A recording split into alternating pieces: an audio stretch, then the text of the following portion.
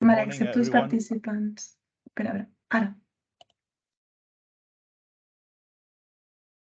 Okay, then. Good morning, everyone, and welcome to this new Goose webinar.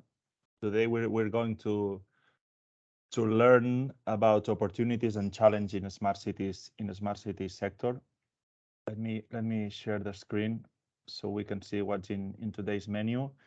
Before we start, well, my name is Victor Marce from Axio. You will see here that the welcome and introduction should have been done by our colleague Arnaud Gais, but he's not feeling okay, so we need a change. But still, we wish Arnaud all the best, and he can recover soon. First of all, some housekeeping rules. This session will be recorded, and you will have both the recording and the documents available in our website, projectgoose.eu, very soon. About the question, as you can see, we have a full program today, and we left some space for Q&As, as for questions and answers. So any question you might have, please use the chat, the chat option here in Teams, and we will read and we will try to answer all the questions. If we run out of time, so we are not able to answer all the questions you might have, we will send them in writing, and you will find them available together with the documents and the recording. So going back to today's menu. Once I finish the introduction, we will hear my colleague Oriol Martínez de los Moner from Axio, who will explain a little bit about smart city opportunities in Goose target countries, which are Chile, Colombia, Norway, Serbia, Japan, and Vietnam. Then we will have the vision from the industry from our colleague Aleix Rallonga from AMEC Urbis, the Spanish smart city cluster, and we would like to thank Aleix for his cooperation and his willingness to be here today and to share his views with all of you. Then we have two success stories, two Catalan companies that will explain their success stories in two different markets. I'm Sum will speak about or will share with us their success story in Norway, and Urbiotica will explain their success stories in Colombia. And then my colleague Merit Finberg from the Estonian Chamber of Commerce and Industry will tell you what are or what tools do we have at Goose to help you bid successfully. And at the end, as I said before, we will have 10, 15, hopefully more than that, some minutes for the Q&A section. Having said that, and with no further delay, let's start. What is Goose? Goose it's a EU-funded project to explore public procurement opportunities for European SMEs in 6 non-EU countries. You will see that there are non-EU countries, but they have some treaties, some agreements with the European Union, and that's why we chose these countries. For example, a trade agreement. So that's why we chose these 6 countries. The main goal of the project is to encourage European SMEs to access to third countries, tenders, and identify real public procurement opportunities and facilitate the SMEs access to those opportunities. It's our consortia is we have four partners in our consortia: Axio, Catalonia Trade and Investment as a leader, our colleagues from Flanders Investment and Trade from Belgium, our colleagues from the Estonian Chamber of Commerce and Industry, and last but not least, our colleagues from the Croatian Employers Association. It's a project that will last for 3 years, 36 months, and started back in June 2021. So it's been over a year already. As I said, we've selected 6 countries: Chile, Colombia, Vietnam, Japan, Norway, and Serbia, and 4 target sectors that I will show you in a minute. These are the 6 target countries, and these are the focus sectors. Generally speaking, it's these 4 sectors: green economy, smart health, ICT, and smart cities, which is today's focus. And smart cities, it's a broad sector. So you will hear from Uriol that there are different subsegments and a lot of opportunities in the different subsectors. What are our project activities? What we will be doing in GOOS? We will issue a joint internationalization strategy. It's a document that it's just about to be issued to the European Commission. We will organize in the upcoming months both face-to-face and virtual matchmaking events, both B2Bs and B2Ps or B2Gs. So it's business to government. So European SMEs can meet both local partners and local government or municipal or regional governments from the target countries. We will be doing, or we've done, and we will keep on doing training webinars, such as this one today, and we will provide advisory services to SMEs. We will organize these company missions in the target countries.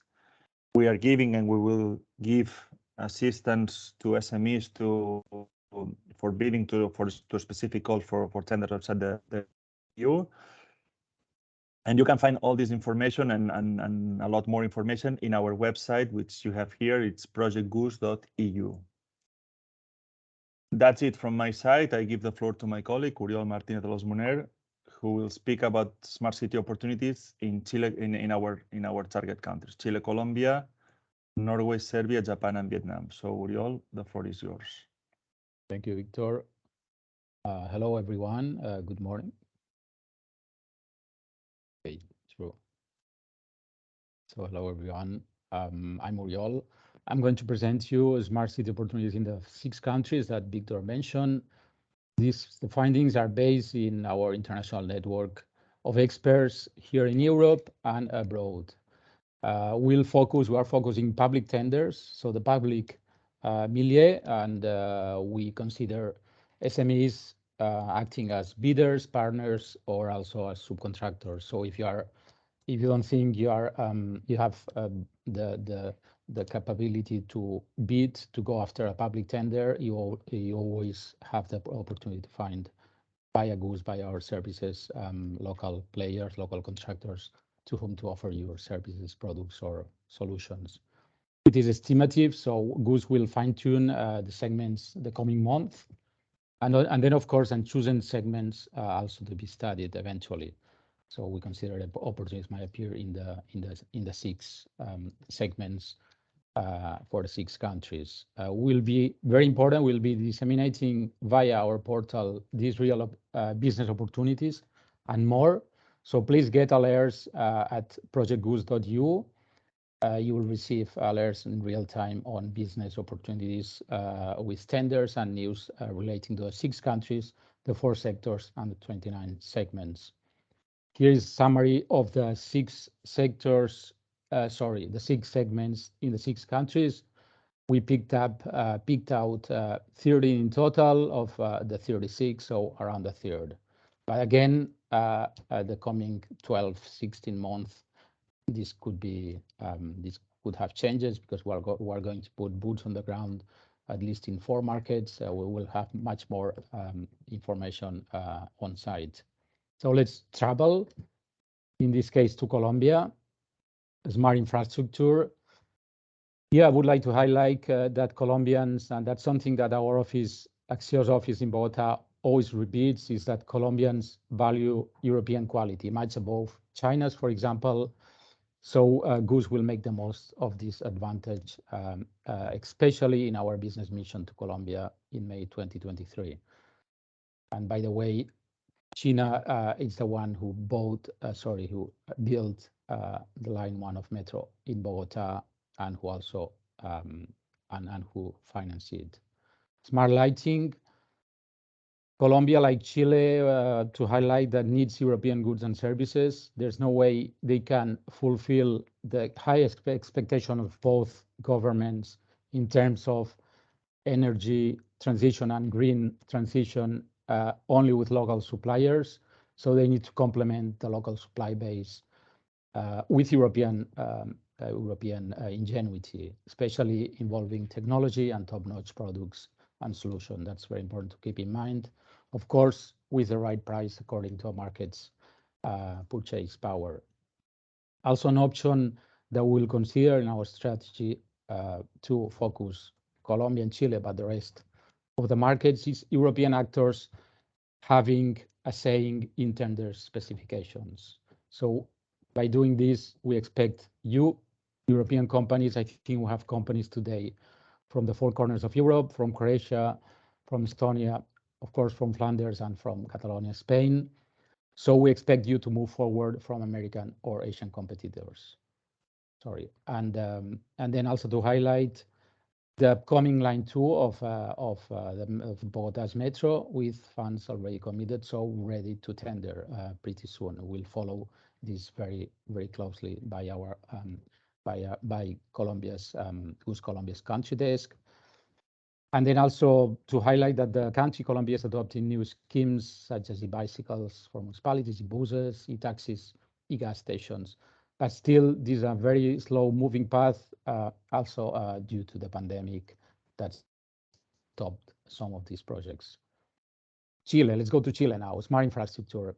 Last week, last Friday, in fact, Axio had the opportunity to host the Ministry of Infrastructure and his staff from Chile, and we organized a Q&A questions roundtable with 30 companies and Catalan institutions. The ministry presented the PPP plan, public-private partnership, and we expect it, in fact, it will surely be, we expect it to open opportunities for European firms, not only Catalan or Spanish. We talk, when we go abroad, we talk about European companies. I think we think that that's the philosophy we need to adopt. So we expect interesting opportunities in the coming years in airports, roads, water, and cities overall. Smart lighting, there's expected important investments in the public space, including, for example, in street lighting, considering a country with ambitious targets, again, in the energy transition. Local competition, again, exists. Let's not discount it, but there will also be room for European players acting as suppliers, partners, or even if you have the muscles, the capacity to contest local tenders on your own. That's also a possibility. Smart mobility. To highlight here, electric buses fleets being implemented throughout the country. That's news that we are always uploading in our tender tracking system that hopefully you will already be registering. And in these matters, one of the challenges that, thanks to Goose country desk Chile, we observe that there's a need for an efficient use of the infrastructure already installed, such as introducing intelligent charging systems and charge management. So let's move from Latin America to Europe, to Norway. Smart buildings, to highlight here that there's a wide range of smart city projects in the capital, in Oslo and other cities, Stavanger, Bergen, for example, including zero emissions construction sites and retrofitting existing buildings. We expect interesting opportunities there, and of course, all related to reducing indirect emissions related to building materials. That's also an important focus area. Smart lighting, highlight here the purchase power, high purchase power, as you all know, and high standards of that market, which ask for top-notch suppliers, will make also the most to position European firms in a market that, let's not forget, cannot find all what it needs just within the national market. They have a lot of course, suppliers from the remaining Nordic countries, Sweden, Finland, and Denmark, but still with the right strategy, we aim at positioning your products and services in that market. Smart mobility, here to highlight in terms of the public sphere, that it's a highly transparent market. In fact, it's one of the most transparent markets in the world in terms of public procurement and tendering. Yet it's true that bidding on a direct basis is is more feasible if you have a local outlet, a local office, or you act via a local partner, or you include within your staff local personnel. Again, 99% of tenders in Norway, inspired what we thought, it's the Norwegian for logical matters, so it's something we need to keep in mind. Let's move to Japan. Let's move to Serbia. Makes more sense, staying in Europe, in southeast part of Europe. By the way, we have our country desk, Serbia here, so in case you have questions, and you can put them in the chat, so don't hesitate, or we can meet later on for any of the 6 markets. So Smart Energy highlights that there's lots of projects for rehabilitation of residential municipal building stock, greening city buildings, improving the district heating system, which is very important in these in Eastern European countries, and of course, public lighting infrastructure, an example of a project from the World Bank here. The smart infrastructure, there is very relevant financing, again, especially from multilateral institutions, the World Bank, EBRD based in London, European Bank for Reconstruction and Development, and of course, the main donor and financer is the European Union via DG, mostly as you know, Serbia is one of the, if I'm not wrong, 6 countries in a pre-accession status. So GOOS will tap into these opportunities while also identifying again those players already established in the market. They can be local, they can be foreigners established in the market, and then we can introduce them to your solutions. Smart mobility, we would like to highlight here that Belgrade, the capital, and not only Belgrade, all cities like Novi Sad, they had interesting relevant investments in public transport, such as the extension of the train and tram system, purchasing of electric buses, and of course, encouraging a more livable city via walking and cycling pathways. So let's move to the Far East. Let's move to Japan. We also have a very, very important country there, Japan, mostly thanks to the collaboration of Flanders Investment and Trade. And I highlight this because, as we say without much modesty, that we are the window of opportunity for SMEs, for European SMEs in public procurement in Japan.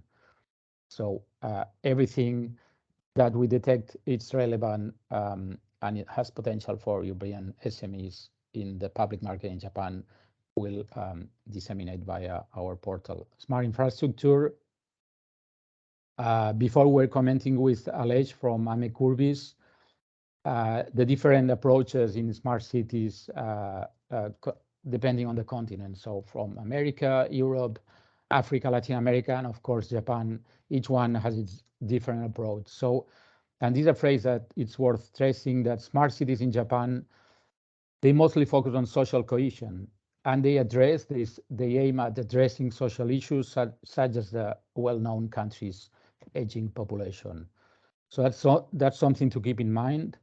And again, GOOS will identify, and it's already doing that, the niches that have the most potential, because there's still always niches for potential, even in such an ex-ante complicated market as Japan. Again, Japan, 99% of public tenders are in Japanese. Consultations to potential bidders prior to a deadline usually done on site in Tokyo, Yokohama, etc., in Japanese. So that's a big challenge. Let's not forget, let's not undermine that. But the challenges are high, but also the rewards. Considering one, the purchase power of the country, of the market, and also the gains for you companies, European companies, of working at the frontier of technology, at the frontier of solutions.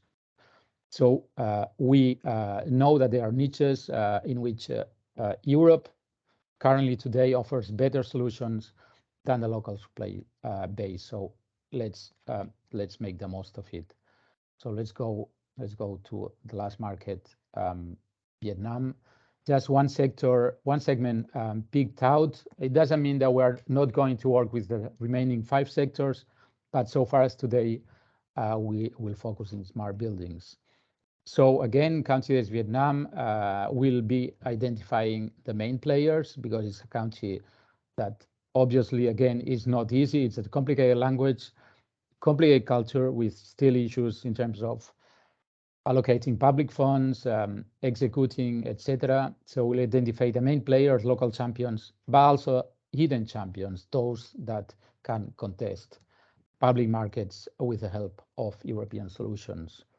So need to consider, in this case, low purchase power of Vietnamese economy. So your products and services need to be adapted to the local reality. My last slide, very, very also important, upcoming Brokerage 2022 Smart City Challenges here on site in Barcelona, 15, 17 of November, and again online, almost mirror online 22, 24 of November. It will be a unique opportunity to mix and interact with the smart city ecosystem. We expect around 1,000 participants, municipalities, companies, research center, investors, everyone from the industry will meet here in Barcelona. Let's make the most of it. 3 challenges that we propose, thanks to our partners in GUS and of course our colleagues here at Axio who are also attending this webinar. So 3 pitching sessions, 3 on site and 1 online. Cities challenges on the 15, 12:30 on site. We'll bring hopefully 8 city officers or region officers from around the world to give you pitches on what they expect in terms of acquisition plans for their city or region. So it will be a good opportunity to grasp what you can do, what you can offer for them, and then you can ask them afterwards to meet. And that will be replicated with 8 different officers online on the 22nd of November, Tuesday as well, 14:30, to give the floor also to possibly pitchers from Chile or Colombia. Second, Open Innovation Challenges, the 16th, 12:30. We have our colleague here, Anna Munistrol. She can also answer you on details on that, but you always have the ad hoc portal. And then last but not least, Green Transition, 16 at 1500. So please register to the portal where we have around 300 registries, and check the pitches of your interest, and of course ask for the B2Bs and B2Gs, business to government meetings. So from my side, that will be all, Victor. Thank you very much. Hopefully we'll meet in the Q&A or in the coming weeks to go after these opportunities or more. So thank you. Okay, thank you, Oriol. Now it's time to give the floor to our colleague from AMEC Urbis, Aleix Serrallonga, to hear the vision from the industry, what best in offer from the European Union. So Aleix, the floor is yours.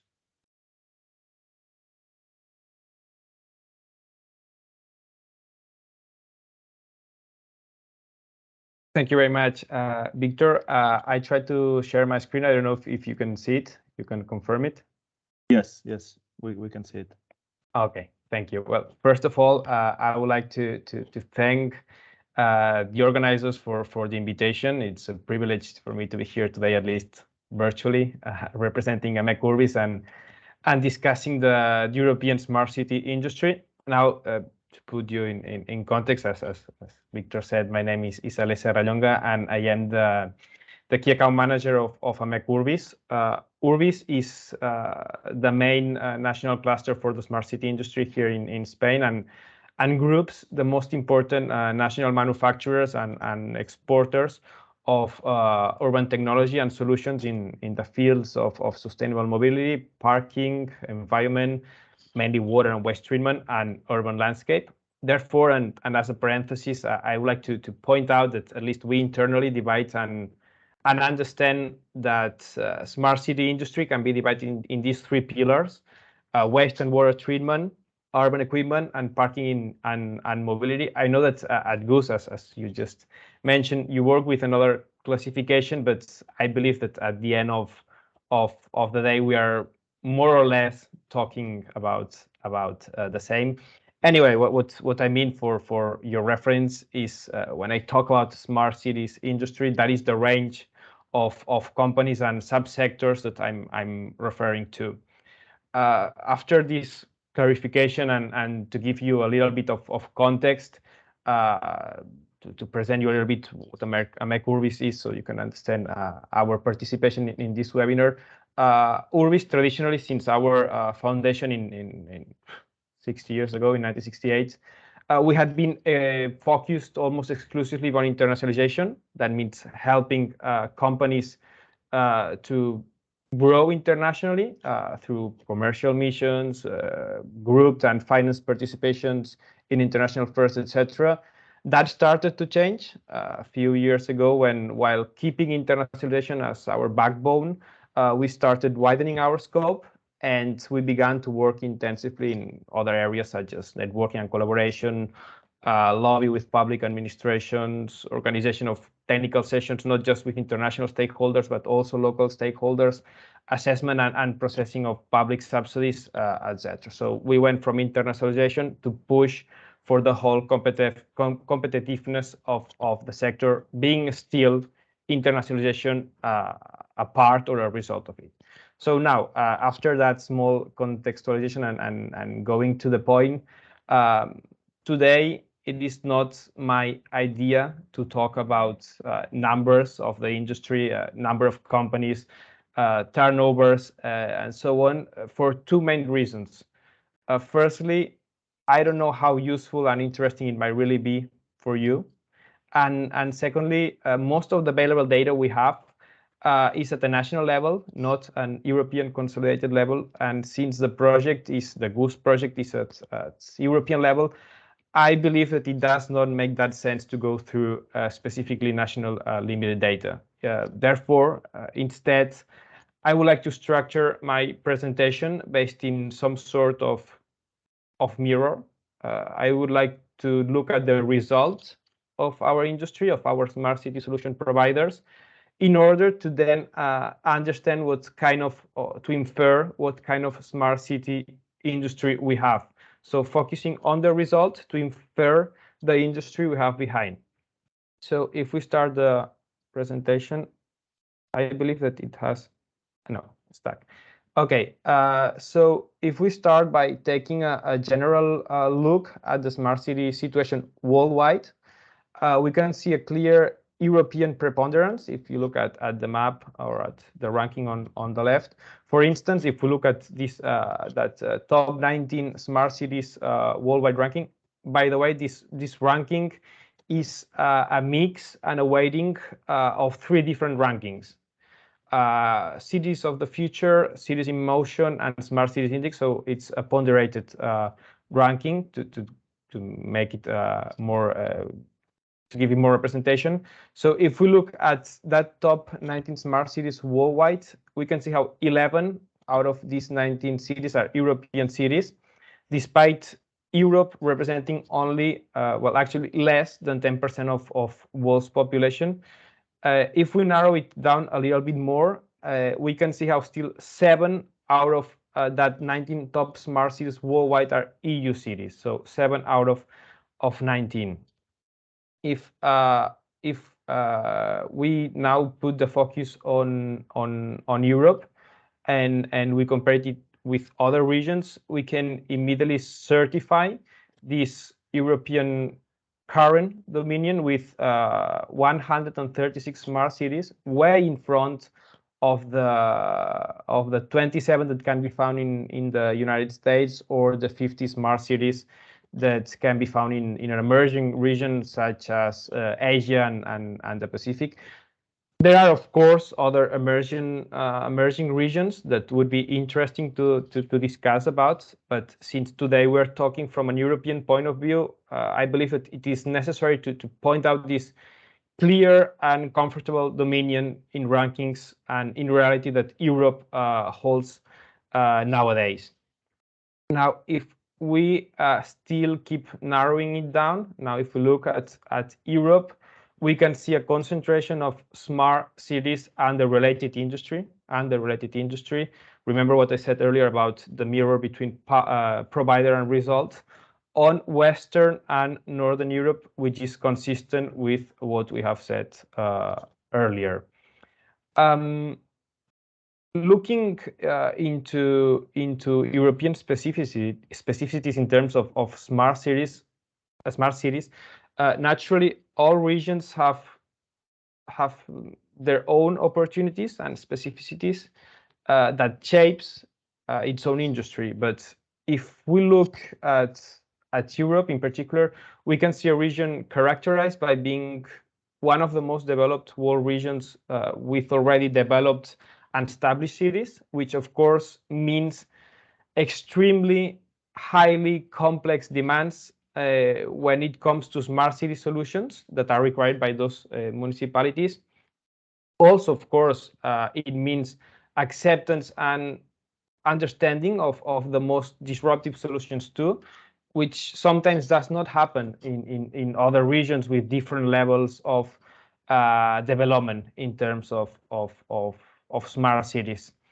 Moreover, while Europe might not be the leader with regards to its capacity for technological innovation, it certainly is when it comes to its, let's say, visionary and leading capacity on certain issues. And this visionary capacity crystallizes in an absolute compromise between public and private actors as policymakers and solution providers to tie all smart city projects to an aim focused on improving citizens' quality of life, increase the competitiveness of industry, and to reach climate targets. And while this might look futile, it is very important, and it does not happen everywhere. For instance, if we look at the mobility subsector at a European level, probably one of the subsectors that I mentioned before that lately has had more attention within Europe with several initiatives, funds, policies, etc. So, for example, one only has to look at the importance that mobility has in the next generation funds under the sustainability packages to realize the key role that it has when it comes to European priorities. So, if we look at mobility, the public administration from top European level to the local administrations have a clear mandate to implement a new mobility across Europe, a new mobility within the framework of an European mobility strategy that will require from, and here we can go from zero-emission vehicles, over 30 million zero-emission cars and 80,000 zero-emission lorries, a multimodal mobility system, sustainable urban mobility plans at all large, medium-sized cities across Europe, 5,000 kilometers of cycling infrastructure, integration of public services into a multimodal system to shared and collaborative mobility services, train automation system. More than 100. At least 100 climate neutral cities across Europe, improved information to transport users, smart digital solutions, and intelligent transport systems, etc., etc., etc. And if there's anything that you can be completely sure is that European providers, in this case of mobility solutions, will answer and provide these solutions and all the related infrastructure required align with these policies. Therefore, we have innovative companies working in a very demanding environment and totally aligned with some of the most strict and developed smart cities policies worldwide. But I'm going to the aim of this European project. Sometimes it might not be enough, because as you already mentioned earlier, and as many European SMEs already know and in a way suffer, is that despite the bilateral or multilateral agreements that might be in place or not, there are still barriers that make it difficult for EU SMEs, particularly SMEs, to participate in public tenders outside the EU without either local presence or a local partner. And I'm talking about barriers such as language barriers. You have mentioned in with regard to Japan, and I remember when you guys organized the webinar focused on Japan, language barriers is an important issue. In some countries, still discriminatory practices in favor of local providers, bureaucracy, short periods to submit proposals, and other legal aspects often related to requisites, such as having a local presence there or provide tech support under specific requisites, which make it almost impossible for most SMEs to directly tender outside the EU. And now that we have this very general image of what is Europe in terms of smart cities, and when it comes to the smart city industry, which, as I said, is basically the other face, the mirror of this success. Well, before giving the floor to the next two speakers, I believe that Victor will do to these two European SMEs that apart from their national and EU level success, they have successfully internationalized and entered non-EU smart city markets. And I believe that they will talk about two markets targeted by this program, Norway and Colombia. But before giving the floor to them, if you have any questions now, I will be happy to answer. Or if you want, I believe that you are seeing in the screen my contact details. In case you have other questions, I'll be happy to answer.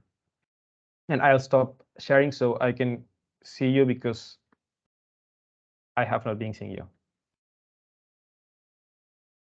Thank you, Aleix. I don't think there's any question now, but still, if in case there's any, we will save them for the last part of the session. So thank you very much, Aleix. And as Aleix was saying, now it's time for the success stories. We have two companies, which are Aimsum and Urbiotica. On behalf of Aimsum, we have Josep Maria Imami, the regional head of business development of Aimsum, and they will share their success story in Norway. And after him, we'll have Mark Boer from the COO from Urbiotica, and they will share their success story in the Colombian market. So, Josep Maria, the floor is yours. If you can turn on your camera and your mic. Thank you. Hello. Hi, Victor. Thank you. Hi, Aleix as well. Thank you both, Axio and AMEC, for allowing us to participate in this interesting forum. And I try to be to focus a lot and to be as quick as possible. I was told I have 5 minutes. Just a brief introduction about who we are. We are Aimsum, a company based in Barcelona, but with a high degree of internationalization from the beginning. We have around 25 years of experience. We are now part of a bigger group, a Unext Traffic group. It's a system integrator in the intelligent transport systems world. And that was formerly from Siemens. So we've been growing from a SME to be part of some sort of a very large consortium. What do? We are we are highly specialized in providing solutions for mobility and traffic from software perspective, and from any angle, from planning to operational aspects of transportation, also including new technologies such as the autonomous and connected vehicle, or environmental assessment, or new schemes in the transportation world, as we are seeing now today, like demand responsive transport, mobility as a service. After all, what we are trying to provide is solutions that answers the classic question of what if. By modeling and providing models of cities or large-scale urban or interurban areas, we set up what nowadays it is also called as digital twin, and we are providing these platforms and these solutions to answer any question that public officials or any kind of aspect of the cities or transport networks needs to be answered. Going to one of these cases of these countries, focus countries you were mentioning earlier on, we've been, as I said, we are highly internationalized nowadays. We have branches in several parts of the world, and one of our, let's call it, successful story is what happened in Norway. We've been in Norway, in the Norwegian market, for a long time nowadays. I would say probably around 20 years, and in the framework of this extensive modernization of the transport infrastructure that Norwegians have been handling for a long time, with the construction of massive roads, bridges to communicate a very complex topography that they have, of course, with very hilly and mountainous, and with fjords and so on. It's quite complex, and in a growing economic context. We had Norwegian as a focus country for a long time, and well, let's say everything changed in the advent of a public tendering process over 10 years ago already, maybe 12 years ago already, when the National Public Roads Administration, also called in Norwegian Statens Vegvesen, issued a tender to select a software, a tool of choice, to standardize all the approaches in how to study all these new changes in the infrastructure. And we were awarded with this country. So we are nowadays and still the software of choice for evaluating any kind of transportation change, from operational aspects, roadworks, what happens if we have some accidents or whatever, to especially new infrastructure and new changes in the network. Okay. Of course, after this, the tender was awarded to us. The rest of, let's say, important stakeholders in transportation came as well. We are now also have as customers the largest cities in Norway, like, of course, Oslo, Trondheim, Bergen, among others, working with them closely. And let's say this has matured a market that is really interesting for us, and hopefully also for them, trying to deliver the best solutions we can. I have to say that as a note about how the market is and how Norway as a whole is a good customer for us, is that is really, let's say, straightforward to the deals with the Norwegian administration, especially. They are very well organized. They have very clear what they have in mind and what they want to put in place, and with, let's say, reasonable time frames to do that, which is also important. And of course, and they are, of course, very demanding customers, but this is also very positive for us. We've been working with them in software customization, in delivering plenty of services. We've been very local with them, with a local presence, very frequent local presence, organizing even events on their behalf to stimulate the usage of our tools and the application of these new technologies and new ways to study in a more, let's say, formal, sustainable way the transportation aspects. And after all, it seems it's very rewarding from both sides. So as a closing remark, I think we are, as a company, very happy to be to have Norway as a focus country, having nice experiences around for a long time in a sustainable business, and hoping to be there for at least another 10 years. Just as I hope you find this quick speech interesting, I pass the word to Mark, which is a close friend as well. Just last comment. We also have very successful experiences in other countries of the list, like Colombia, Chile, and others. So any question you have about Norway or other markets, please let me know. And probably best you can do to fully understand what we do is to check our website or even our YouTube channel. We are that trendy nowadays. Thank you so much.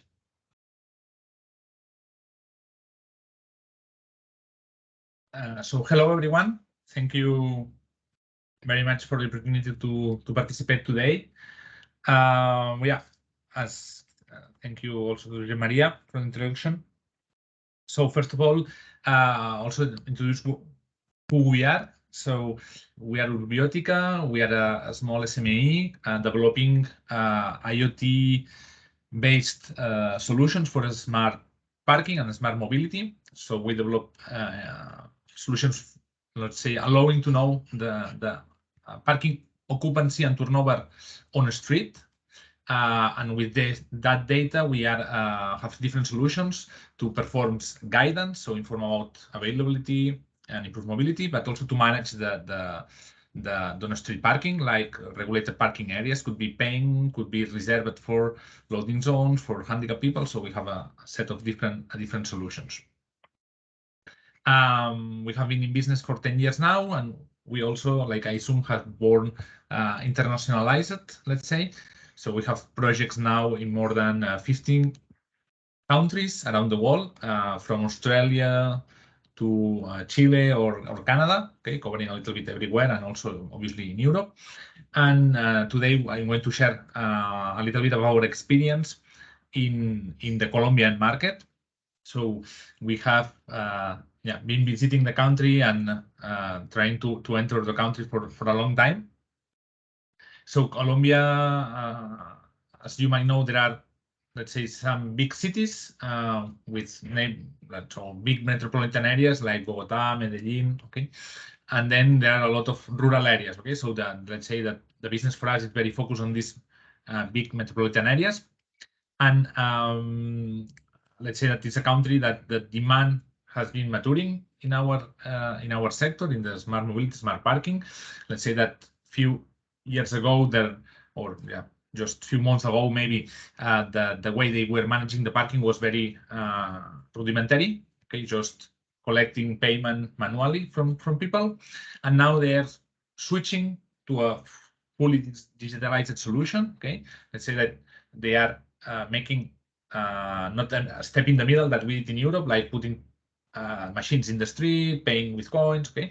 This has been completely swapped, and they are switching from a very manual way to a very digitalized way, okay? So paying with apps, okay, and having, let's say, our solutions deployed in the cities. So this is also something that is happening in the countries of the region, or in all the emerging countries. We see that they are switching from more rudimentary solution or situation to a very digitalized one. So we see this trend in all, let's say, the smart city projects in all the emerging countries. Okay, so this is an interesting trend. As we're adopting the latest technology available, and let's say that what we are doing now in Colombia is we are implementing our solution to control, manage more efficiently the regulated parking. We have first projects in the city of Medellin, okay, where they are, let's say, implementing the system, and the idea is we can provide information to the users to know in which areas of the city there is more parking availability, combining on-street and off-street, pushing people to long-term parkers to the off-street parking, and keeping on the on-street only the parkers that want to do short-term operations, let's say. And then we are also using this information that we have on the parking turnover to detect, let's say, control if people is paying or not. Okay, so there is a lot of fraud in the parking payment, and we are really increasing the efficiency on the parking control. Okay, that's the other thing. It has been done there. Okay, and the way we work in those markets, it's we don't go there directly. We always cooperate with local companies, okay, that has the local knowledge of the market, that help us to import our products, to install, to maintain. So I assume everything is software. So it has the good point. It's easy to internationalize in that sense. We have some hardware parts, and those hardware parts has to be delivered, installed, maintained. Okay, so we need always local partners that are reliable and that help us to enter the market and to be able to execute the projects. Okay, so this was a little bit our experience with Colombia. Let's say that compared to other neighboring countries, the fact that there is an agreement between the European Union and Colombia makes it easy to do the import, equivalent for the certification. So much more easy than other countries like Brazil, comparing to this region, well, let's say the barriers to enter the market are much higher. Okay, so that's more or less what our experience in Colombia, what we do very quickly, and also as was mentioning, Jose Maria, the best way to know what we do is also to visit our website, orbiotica.com, or our YouTube channel, and you will have, let's say, a flavor, more detailed flavor of what we do. Thank you very much, Mark, and Jose Maria as well for your speech, and last one to be on time, to adjust to the short time we gave you. And now it's time for my colleague Merit Finberspuk from the Estonian Chamber of Commerce and Industry, that will share with you the services and tools that GOOS can offer you to help to be successfully abroad. So, Merit, the floor is yours. Thanks a lot for the introduction. So yes, my name is Merit. I'm a project manager in Estonian Chamber of Commerce and Industry. And I'd like to give you an overview of all the tools and services that GOOS offers to companies. Many of them have actually been already mentioned during today's webinar, but I will then just go briefly over them once again. We have categorized them in 3 types of services. So we have market intelligence, we have ready to bid, what we call, and the main part is balanced scorecard, and then market access services. And here we mean business missions and different matchmaking events. We will be communicating with you via different means. So here on the left side, I have listed the different communication tools. The main is definitely our web portal, our web page, project.goose.eu, where you can find all this information and stay up to date with all the upcoming events and opportunities.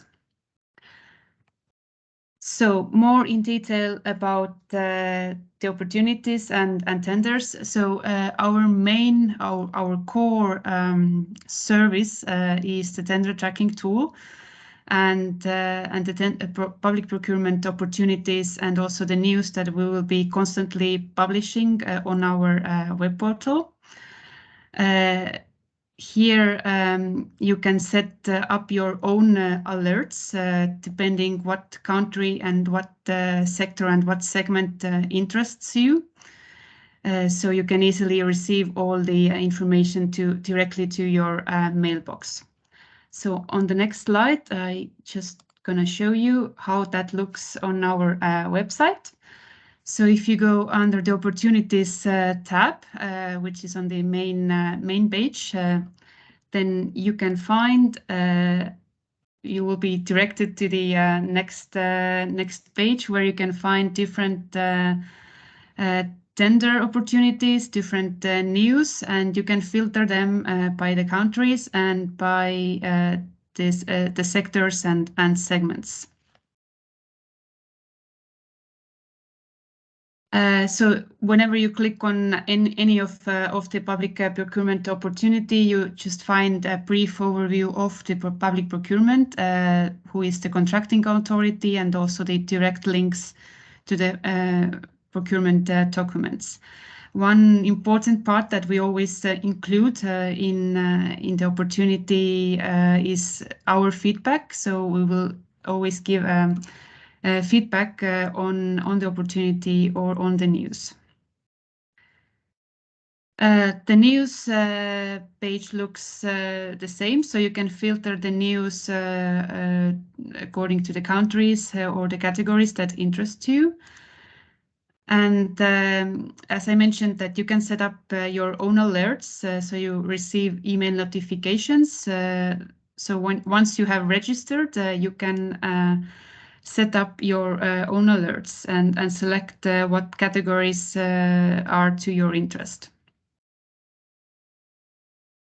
Then another important tool that we have created. We have created fact sheets. These are 2-page documents about each of our target countries, where you find the most important information about the public procurement sector in that target country.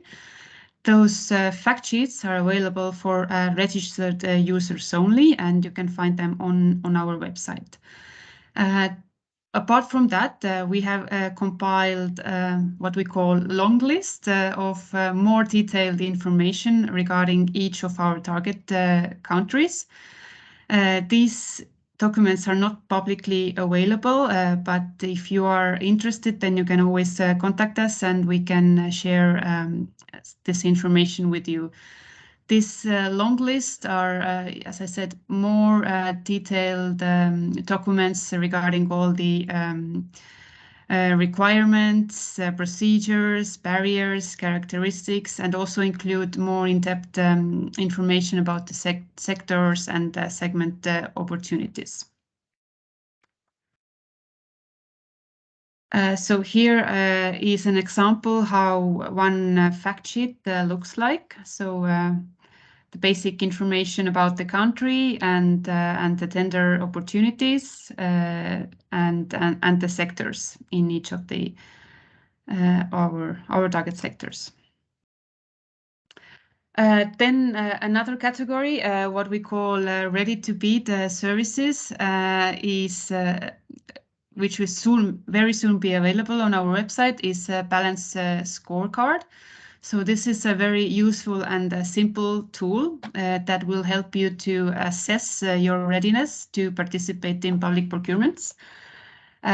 So it will help you to decide whether to bid or not to bid in a specific tender. As I said, this tool will be available very soon on our website. Then the third category that I mentioned, the market access services. So anytime you can contact us via the email and request our team's support. So we can set up an individual meeting with you just to discuss your specific request. And if necessary, we can involve also our experts in the target countries who could also give you some feedback and recommendations on next steps. So feel free to contact us via the email. Then we will also be compiling a list of local consultants in each of our target markets. This will also be available upon request, and those local consultants can help you with different tasks in the target markets. They can give you assistance on the proposal, preparing for the proposal, also some legal advice, can go over that your proposal meets the legal requirements, also can help you to identify some local partners or clients, and offer any kind of feedback.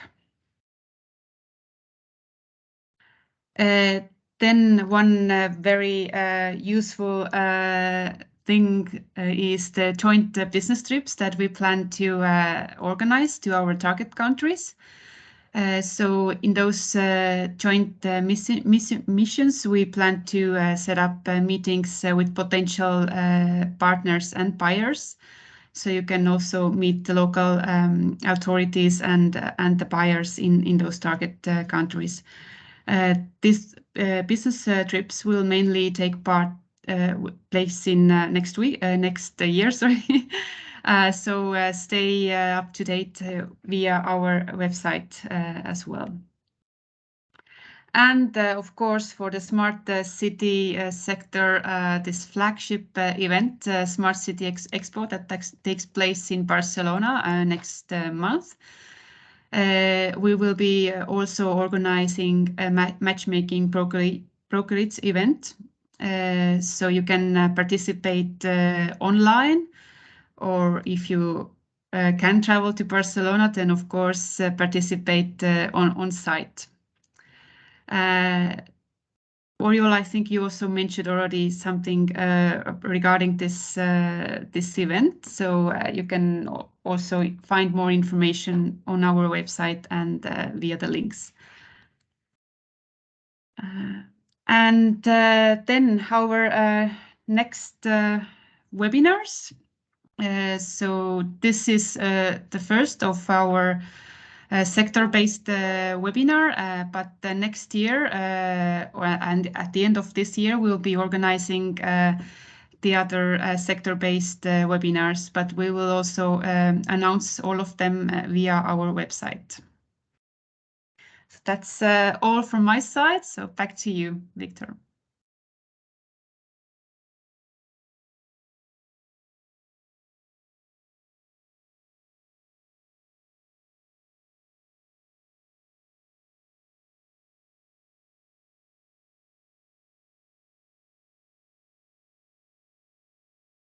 Yeah. Thank you, Merit. So it's time for questions. I think we have 2 questions on the webs on the chat. Sorry. The first one, it's from Sergio Sanchez, and it's which infrastructure of telecommunication do you use for the IoT parking devices? And I'm assuming it's for IMSUM. Am I right, Sergio?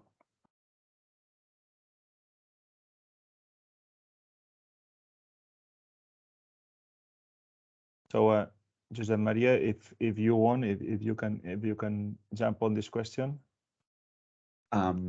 Sorry. I think that should be probably for Urbiotica. For Urbiotica, sorry, Yeah, sorry, yes, my mistake. Then Mark, it's for you. Sorry.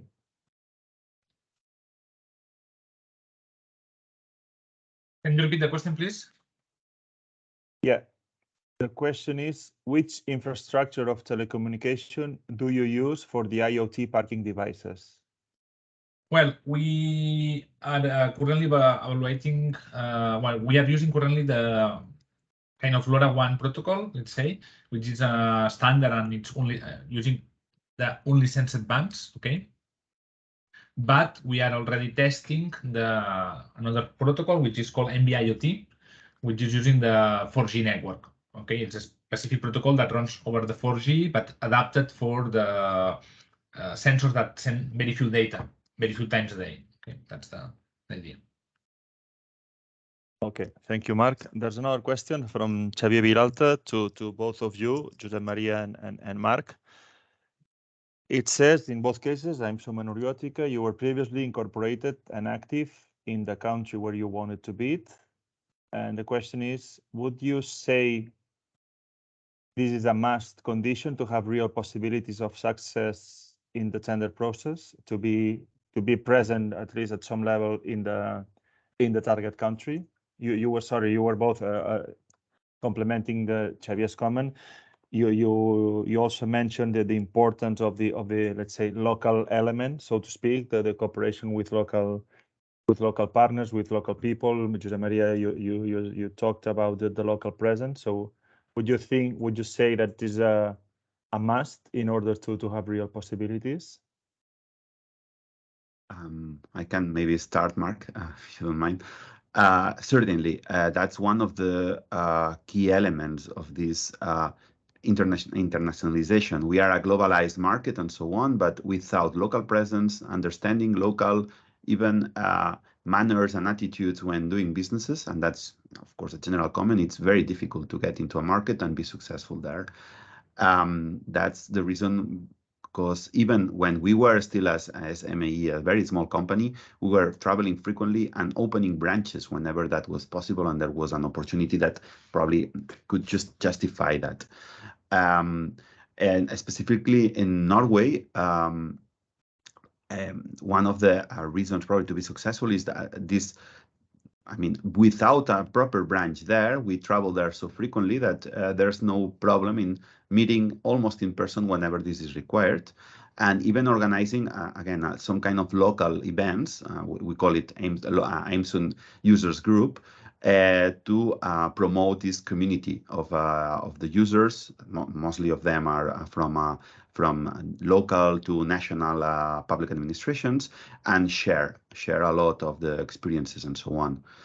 Without this local touch, normally these processes of, let's say, establish properly in a market is quite difficult. There's always the possibility to sell something remotely and more or less frequently to certain markets. But if you really want to establish somewhere, the key element is to try to understand that market and to be close to the different stakeholders.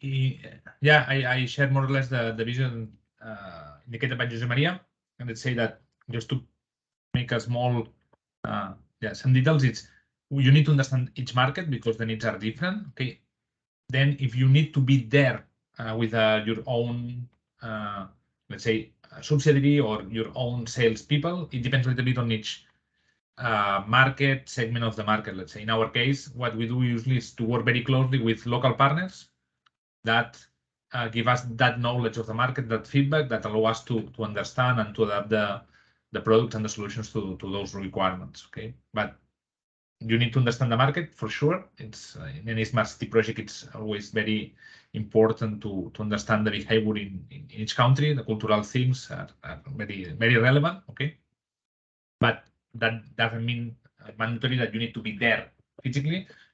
You can have very different ways of getting this input and this cooperation. Okay, thank you both of you. So let's say besides the how useful it is to have the local partner, which by the way it's in our line of work. I mean, we at Goose, we are always stating or pointing out the importance of the local presence. So that is why in our mind we have all these B2B events. So because we know that the local presence it's more than relevant. Would you say that the European solutions are I mean, you would, let's say, you would have a success opportunity, I mean, or success or you have real opportunities for European SMEs? Is there, I mean, the vision from local markets regarding European solutions, it's okay? Do we need to improve anything? It's just a matter of approach? Or in some markets, besides being European, the price it's a key factor. So in some markets, you would say that it's not relevant or it's not advisable to go there because the price factor is so relevant that it makes almost impossible to try to win there. In our experience, let's say that the important thing is when they prepare the bid on the local governments, let's say, to verify that their business plan makes sense, let's say. Okay, that's the more important thing, let's say. So they have to understand which are the total cost of ownership. In our case, there is our products, but there are also the labors for the installation and maintenance, and usually the labors are lower when the market price is low. So we have several projects in many countries, also countries with, let's say, lower power of purchasing.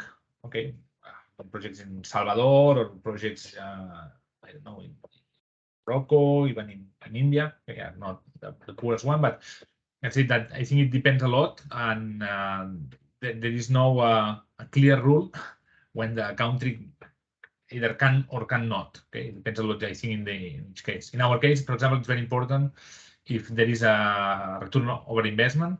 Okay, so in emerging countries, very often it's related to the implementation of paying parking. So there is paying parking, they will have revenues, and these revenues can finance everything. Okay, so it depends a little bit on each project.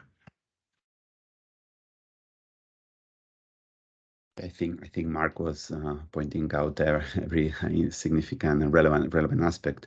I would say it's more depending on the nature of the opportunity and the value of the contract that you can go for, than the actual market you will be looking for it. I mean, we find significant and very relevant opportunities in, as Mark said, in developing countries. And of course, being European and being in this ecosystem of countries is easier for a lot of stuff. First of all, identifying these opportunities and finding them, it's easier. But after all, it's about trying to find those contracts, those opportunities where you find that your solutions are well valued. So they understand the value of your solutions. And then probably this is the winning aspect to find successful businesses. This still happens in our case. We are still a niche product or provide solutions which are still sometimes perceived as secondary or not a primary aspect of the transportation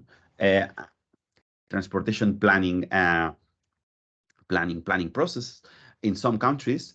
And this is the big drama for us, not being valued and being considered just something secondary, or being left apart as a very, very tiny fraction of a much bigger contract.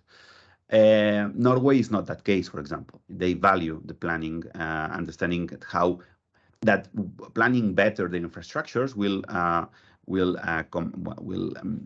transform into savings, or even avoiding having to build certain infrastructures or optimize whatever they want to build and to deploy as technologies or whatever. So they want to have a clear image before they start even any kind of construction project of what's going to happen. And this is the classic Anglo-Saxon tradition.